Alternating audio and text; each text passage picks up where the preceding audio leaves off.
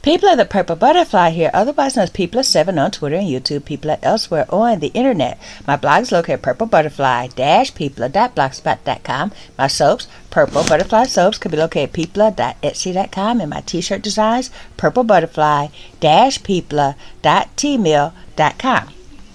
And this morning, I decided to take the ground flaxseed, and instead of mixing it into a smoothie, because we're out of fruit,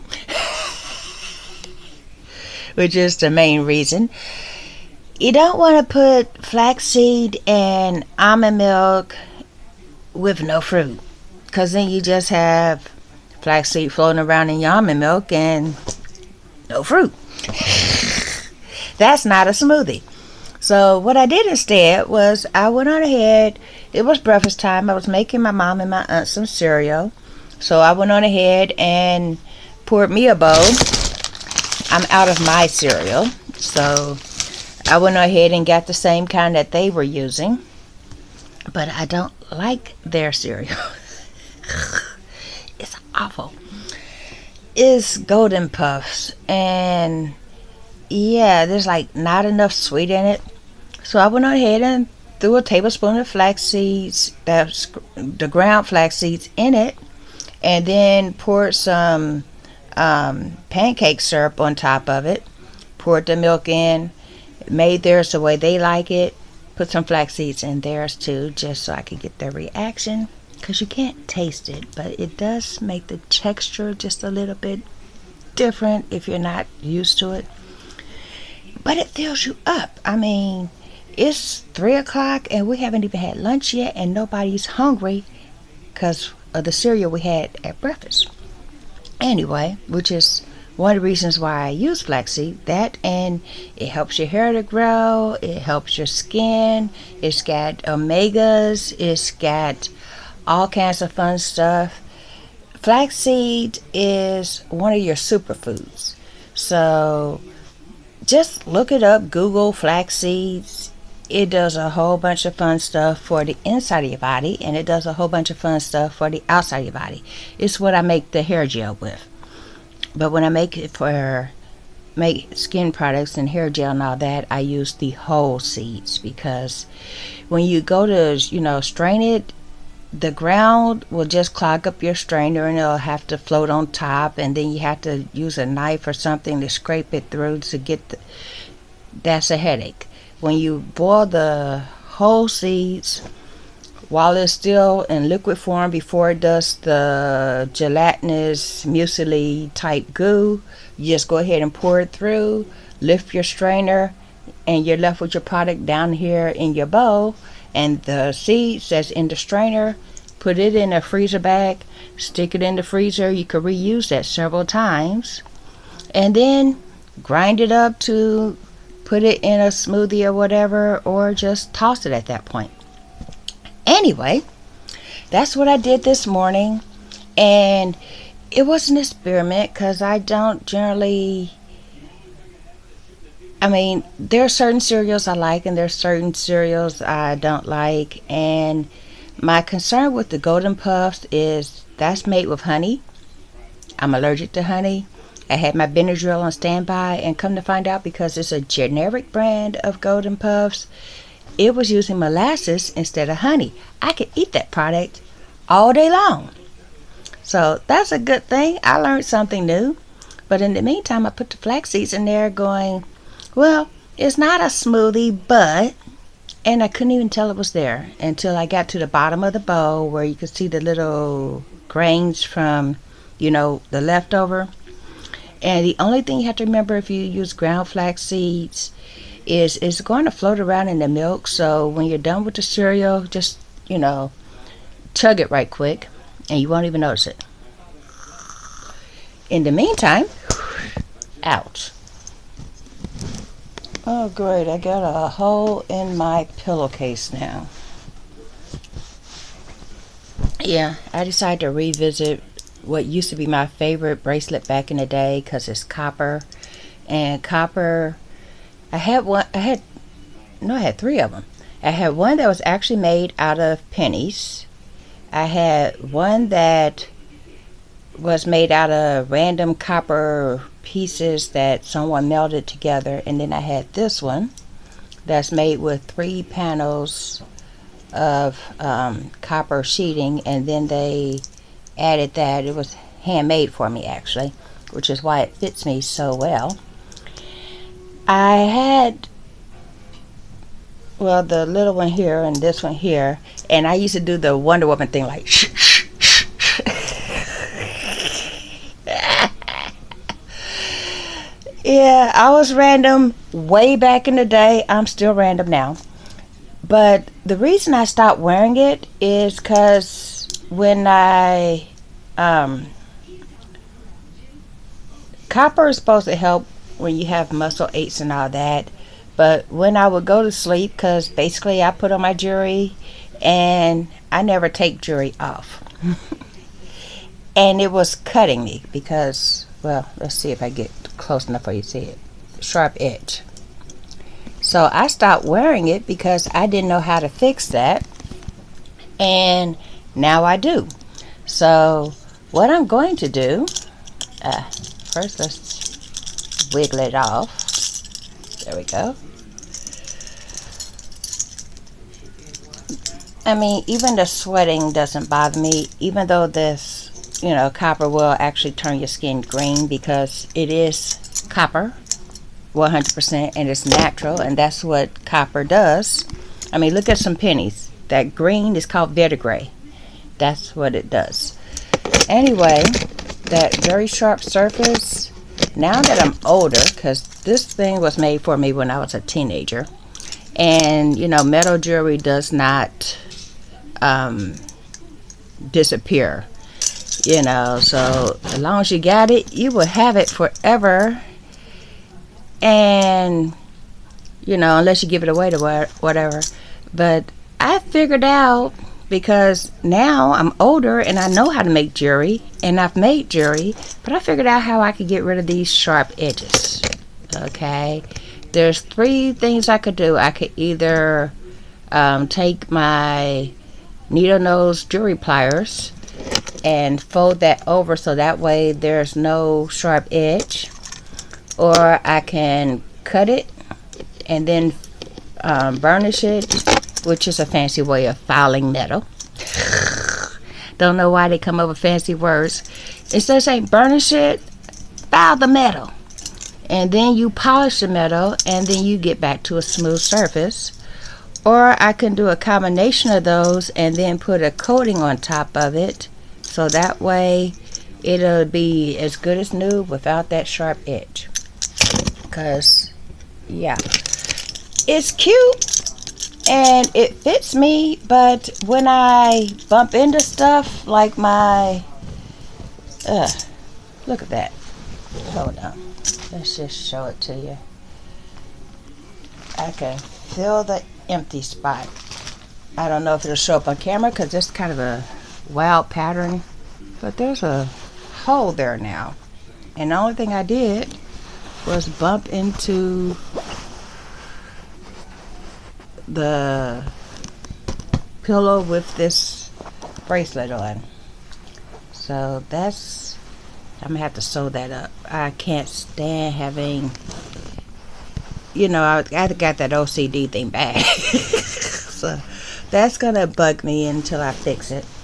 I'm thinking, if nothing else, I can take some stitch witchery or some fusible, put it on the other side, iron it down, and that'll make a patch that's essentially invisible. So yeah, that might be an option. But what I came to talk about,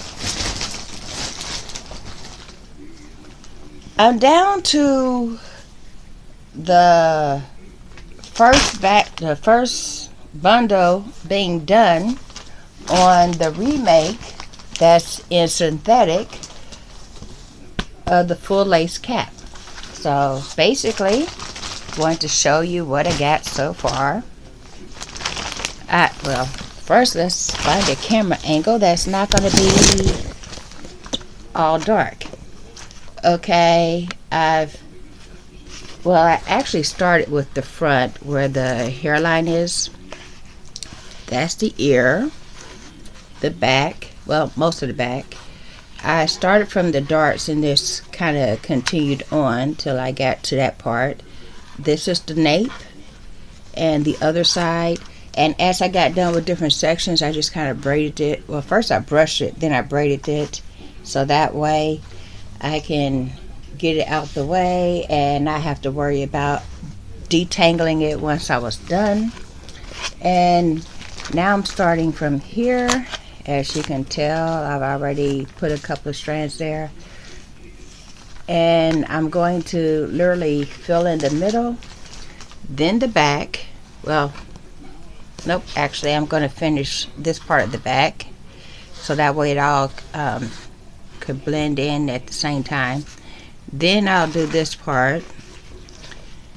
And this is the stretch panel, which means it has to be slightly, instead of one strand per, you could get away with 2 or 3 strands at the same time, and then finish off in the very front. And the good thing about the way I do it, let's see if I get it close enough. Well, get all this out the way. Okay, you see the, I don't know if you can see it from this angle, but you see where it looks like there's little strands in a row? That's where my baby hair is. This is a mapped wig. I literally took the cap, put it on my head, took some crayons and drew in where my exact hairline is, and that's this part here. And then I braided it out the way. So then when I add the rest of the hair, whether I do it nice and neat, I got my hairline exact, so no one's going to notice if, you know, space right here on back is not perfect, because, well, the rest of this part will be covering that up. So, yeah, that's what I have so far. I literally took the hair and cut it in the bundle rather, and cut it in half and just started from there, because the way they make bundles, you have literally 44 inches of hair. Cut that in half, and you know, even with you know, ventilating it from an angle, you still end up with 20 inches of hair if you just do, you know, I split it in half and then I ventilated what was there. I'm going to show you what I mean in a second. If I can get these T-pins to cooperate with me. And then of course, because, you know, it gets wound around the T-pin, that's the part I will cut off, the very edge. See? This will still be this long from the bottom of the, that's the nape. And when you do it from the top, the hair will stop right here. It'll give you like a lion's mane effect. Or I could just take the hair and use it full length in that area, so that way if I want to just trim it from there, I can. But I generally make wigs and stuff like that to match my own hairline and the way my hair actually grows, which you can't see because I have these headphones on, which is also the microphone, so sound quality might disappear for a second. But my own hair is actually down to here if I straighten it. Now, the wig is about that length and a little bit longer, and then I could just go ahead and trim it to where my actual hair is, or leave it long. Haven't decided yet. But the thing is, my hair is so curly that when I tell somebody my hair is at my collarbone, they don't believe me until I pull it down and show them. Oh, hold on, let's find a strand. See? That is my clavicle or collarbone. So, unless I want to straighten my hair just to go about, and I'm a curly girl, so yeah, when it's hang time down to there, which means my hair actually be this long, and hangs at this point, that'll be one thing. But for right now, I like wearing my curly hair curly, and every now and then I get that urge to have straight hair. That's where the wig comes in. The wig can be straight. The wig can take the abuse that I'm not willing to give my hair. The wig can be curled. The wig can be straightened. The wig can be brushed kind of crazy, because when I brush my hair, y'all seen some videos. I'm not exactly gentle with my hair, and currently I don't brush my hair unless I'm doing it this way. When I have on a wig, it's like you can hear that stuff. But my hair is flourishing now, because when I get those urges to straighten the hair or whatever, I don't straighten it. I throw on a wig and straighten that or curl that, so forth, so on. With that one being synthetic instead of human hair, the rules are a little different. I mean, I could braid it up, dip it in some hot water, boom, instant braid out. Or I can curl it with some rollers and boil it in some hot water. Or if I want to go straight, dip it in some hot water with no curlers or whatever. And that's how you style a synthetic wig. And when the wig gets really, really fried, that's also how you bring it back. You put some conditioner in some water, you put some oil in the water, you make sure it's enough water to completely immerse the wig in. That water has to be boiling. You drop it in, take some tongs because you don't want to burn yourself, swish it around, pull it back out, let it dry, and you're done. But it will recondition the wig and take it back to its original state instead of that frazzled stuff you see when people's wigs get really, really, really old. Anyway, when I get to that point, if I need to refresh the wig, which is what that's called when you're redoing, the curls or whatever, if I need to refresh it and recondition it, so forth, so on, but I want it to be curly because I'm using Connect-A-Line hair that's straight to make it, then you just curl it up the way you want it curled up before you do all that. And then when it cools down, that style is there permanently. The last one, I actually did my own hair textures. Like my hair is, the curl is actually the width of my finger to the width of a pencil. And when I did it the width of a pencil, it was too curly. It stood up in a bush, so forth, so on. And at the time, I was wearing my hair with 14-in-1, give it a shake, let it go. And that made my curl pattern a little bit, well, not thicker. It's more or less like a Botticelli type wave, 3C type thing. When I use flaxseed gel, my curls show up as a 4.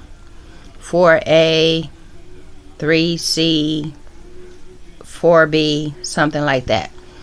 So, yeah, I'm thinking, because that was hard to maintain. When it's in my hair and I use the flaxseed gel, the first thing I do is I just rinse it in water for like 10 minutes. So that way any product that's in it can get out of there. Then I add some conditioner and then I do my hair the way I do my hair.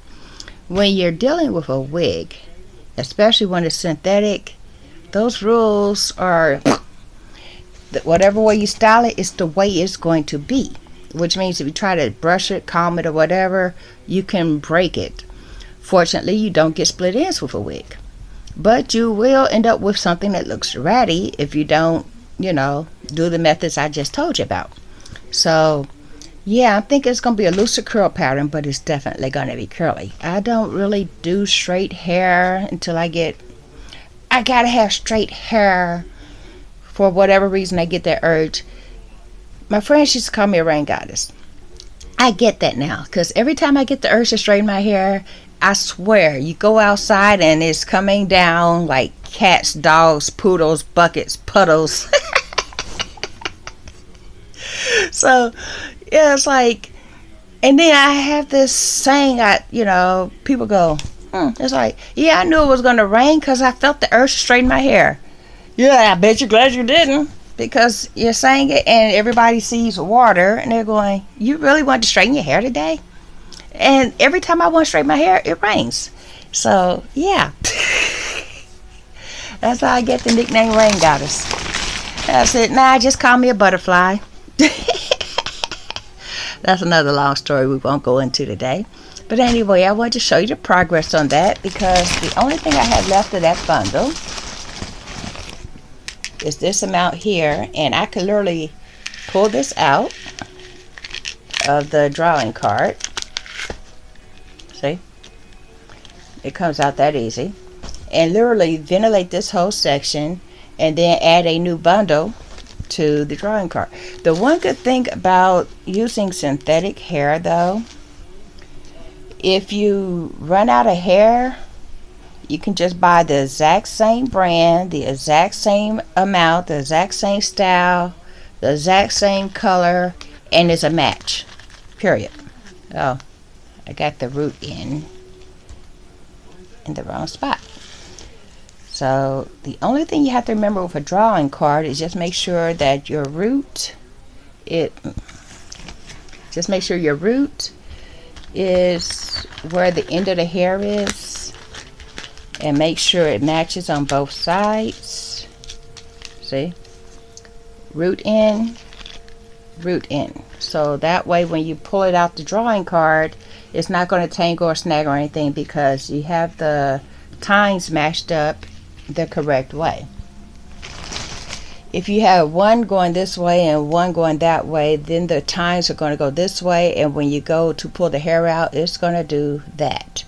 They both have to be facing the same way, so that way when you pull the hair, it just comes out literally in a smooth shot. So I'm going to ventilate the last little bit. I'm going to start here. So that little bit of hair is probably going to take it to right here. And at that point, I'm going to take off all these braids, brush it out, and just literally braid it into like a cornrow or something in one swoop. So that way I can put the new hair on top of it without having to worry about all these pins holding all these different braids, because all of this is one bundle. So if I just braid it down as one unit, and then I start the next bundle and see how far I get on it. So yeah, now you're up to date on that. I am going to take a look at my tools because, hold on, I want to see something right quick, because this is solid copper. So I'm thinking, nope, I can't bend that with the tweezers, so I'm going to have to use well, the vice grips that I have for when I make the horseshoe nails, once I turn into disciples crosses, and the tools I use for that, because that's heavy duty, I can use that on this. And since I now know much more than I did then, I can do it without ruining the piece. And then if I screw that up too badly, I can fix it because I know what I'm doing. But I've had that bracelet for since I was a teenager. I'm in my 50s. So it's been a minute. I'm not going to say how old I am or how long I've had it exactly, because then I'll start feeling my mortality, and nobody wants that. Let me quit. I do crack me up. Anyway, this is... I'm sorry, because I know what I meant, and you might not, but I'm still cracking me up. This is from a conversation I had a long time ago, so I get it. If you get it, that's one thing. If you know the movie that's in reference to, that's another thing. And if you don't get it, Don't worry about it. Anyway, this has been People of 7 on Twitter and YouTube, People elsewhere on the internet. My blog is located at purplebutterfly-people.blogspot.com. My soaps, Purple Butterfly Soaps, can be located at people.etsy.com, and my t-shirt designs, purplebutterfly-people.tmail.com. Y'all stay blessed, stay tuned. Don't forget to rate, comment, subscribe. Check out my Etsy. Find yourself something nice. I just made a whole batch of new soaps. I'm liquidating the old soaps because some of them have been there for a year, so that has to be liquidated out. Probably going to reduce the price. And then the t-shirts, buy one. I have many designs, and if you have a particular theme in mind, let me know. I'll make you one. Y'all stay blessed, stay tuned. Bye now.